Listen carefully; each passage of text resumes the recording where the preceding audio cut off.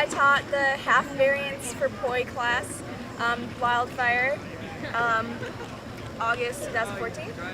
And we started off just by reviewing the forward 1.5, how when you're going from a 3-beat weave, your non-native hand stays low and does the beat, while your native hand pendulums. So again, it looks like this.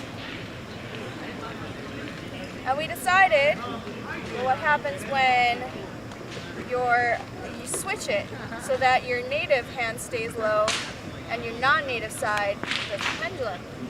It looks like this. Again.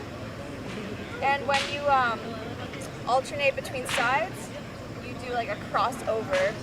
Cross, pendulum, cross, pendulum. So combining those two, you get a nice little pattern. Cross, pendulum, and pendulum. So combine that with the 1.5, and that's what it looks like. We took this a step farther and went to the 3.5s, which are kind of like hard to teach. So I'll just show what it looks like. So we're just going to do it from the 1.5, do the 1.5 and alternate, keeping it on the same hand. So the hand that pendulums now does the swing under, and the hand that swings originally does the pendulum on top of it. And when you combine all three of those, it looks really cool. So you combine this with the 1.5 and the 3.5.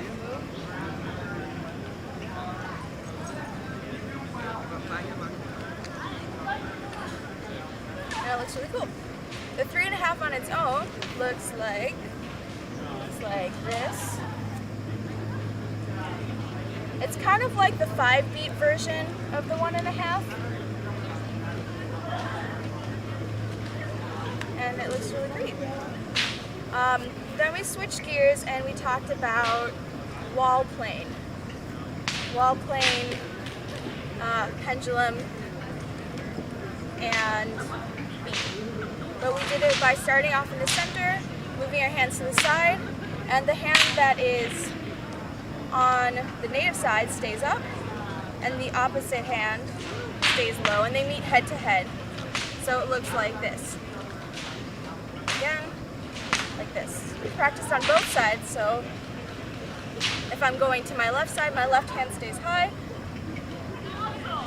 and you switch by doing a stall to the side, stall to the side, stall to the side. Take this a step farther by then doing a toss to the head and back down. So in place of that stall with the lower hand does a toss and a catch, toss and a catch. And so you get this wall plane variation. And it looks really nice. If you want to get fancy with it, you can do behind the head. So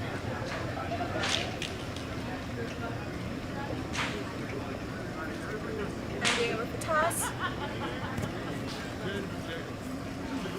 Sometimes the toss has two parts, toss and a catch, and sometimes you just throw it on the side.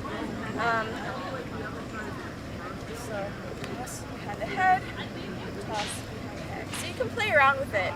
And the next thing that we did was talking about turning. So the easiest thing to do is the turn from the reverse 1.5 to the forward. You do an extra beat on that side. So see how I'm doing 2 rotations of it on the side that's closer to the audience, I guess, if the camera's the audience. Doing reverse, do 2 of those like 1.5s on the audience side. But going from forward to reverse is a different case. In that case, you want to do no tosses on the audience side. So this is the reverse 1.5. I turn and bring it immediately to the other side. So if you combine those, you have a lot of range of motion. You can even stop in wall plane and get back into that pattern. So it looks really nice. Trying to think. Yes, we did teach one more thing, and that was doing the 1.5 instead of here with your elbow up, you do it with your elbow closer to your body and the point on the outside of your shoulder and elbow. So it looks like this. And I think it's like a really elegant way to change that same move. You're not actually doing a different move, you're doing the exact same move, but outside, on the outside versus inside. See the difference? Combine those by almost as if you're about to go into a 1.5, but doing a lockout. So you do a lockout and then on the outside. And you can accentuate the pendulum movement by pushing head to head forward. So lockout, pushing head to head forward. And that is what we taught today. So try combining all of those and you get some really cool patterns.